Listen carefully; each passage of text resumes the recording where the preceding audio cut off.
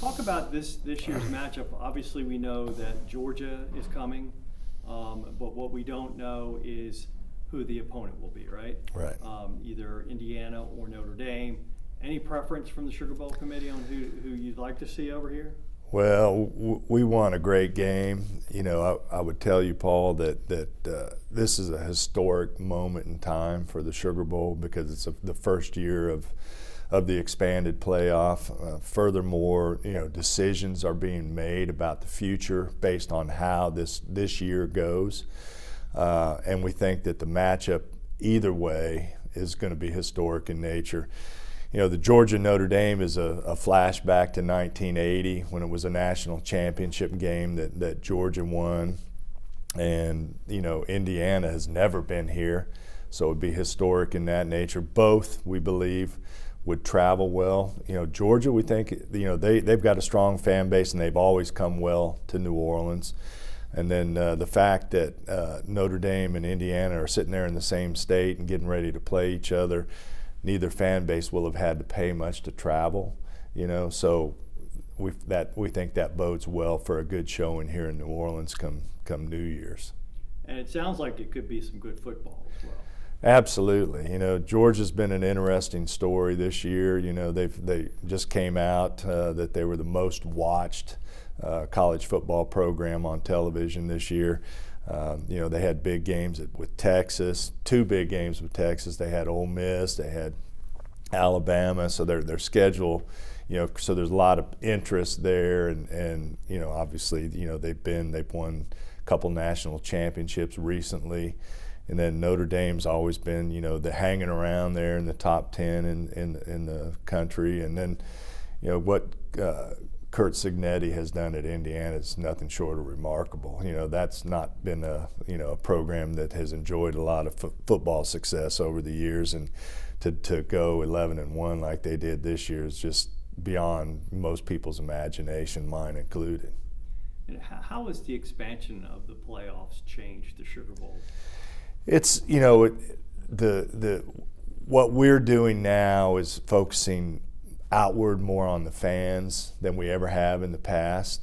Want to continue it has served to shorten the game week. It's more of a business trip for the teams and the universities coming in for the game. We want to still continue to have an economic impact for the city and state. A lot of people don't understand that while we are a sporting organization, our core mission is tourism through sports. And we want to, you know, continue to have a strong impact and presence in that area. So we started looking outward and, you know, developing ideas and for the fans in order for, you know, them to come early and, you know, make sure that we have a good, strong presence going forward. You know, it's important that we keep our position too, Paul. It's, you know, it's become competitive out there, and if you're paying any attention to what's going on in college athletics right now, every decision is being made about money.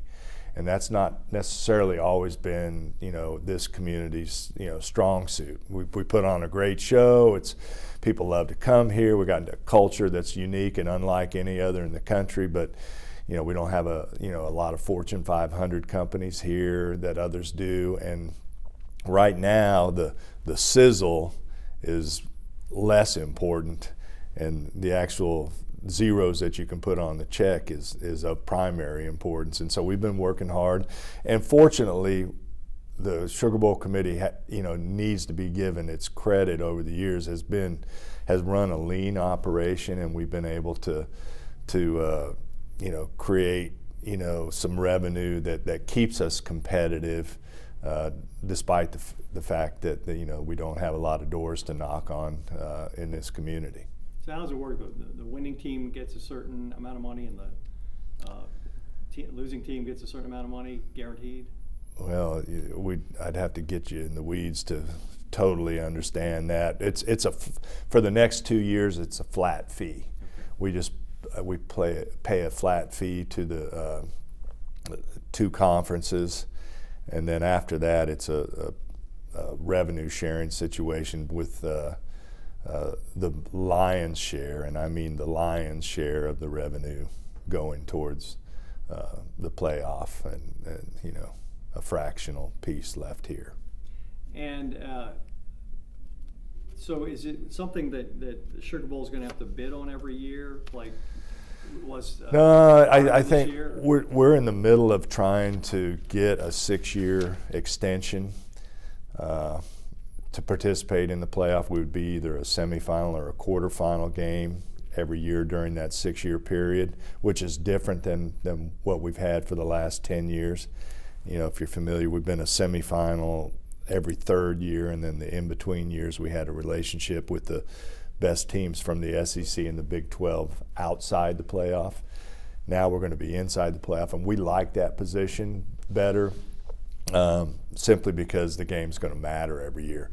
In today's era, you know, you've got players opting out if they're not in the playoff. You know, they're getting ready to go turn pro and what have you. And so we think the fact that you know, the game's going to matter on an annual basis, you know, gives us a fighting chance to stay healthy and competitive financially. So did it work?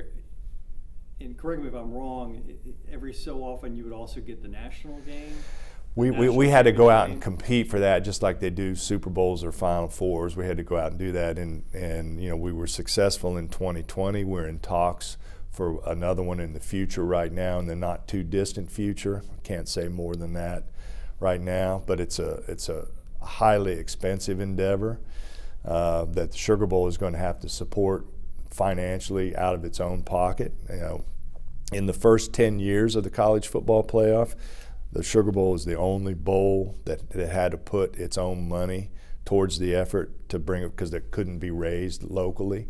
And last time that was $6 million, and we expect it's going to be that or more for this next game that we're trying to land right now, which we're ready to do, and we do it, you know, willingly because it's part of our mission. But again, it's not an ideal situation when you're spending down, you know, your rainy day fund to bring the event here.